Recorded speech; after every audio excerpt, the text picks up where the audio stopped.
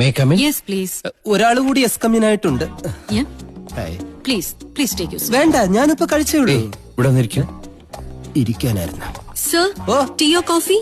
കടുപ്പം കൂട്ടി ഇങ്ങനെ അടിക്കാത്തൊരു ചായ, പഞ്ചാര കുറച്ച് മതിയേ. ഓക്കെ. മാഡം, ഇദ്ദേഹത്തിന് മാഡത്തിനൊന്ന് പരിചയപ്പെടണോ? ഷുവർ. ഞാൻ ഹംസ. Yes. അല്ല, ഹംസൻ. ഹംസൻ MBBS. ഓ, ഡോക്ടറാണല്ലേ? അല്ല, വക്കീല.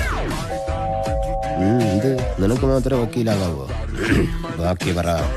ഇദ്ദേഹം വലിയൊരു കോടീശ്വരനാണ്. അതെ അതെ, അംബാനിക്കൊപ്പം പണക്കാരനാണ്. അംബാനിയേക്കാൾ.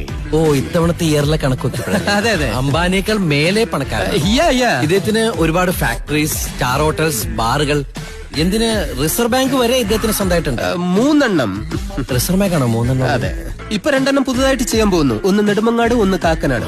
റിസർവ് ബാങ്കേ മാഡത്തിനോട് ഇയാളെ കുറിച്ച് ഇല്ലാത്ത കാര്യങ്ങൾ പുകഴ്ത്തി പറയണമെന്ന് എന്നോട് പറയാൻ പറഞ്ഞു. എന്തിന്?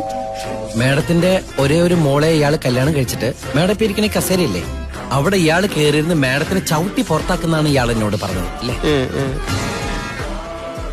എന്റെ പൊന്നു മാഡം, ഇവനെ വിശ്വസിക്കരുത്, കള്ളനാ.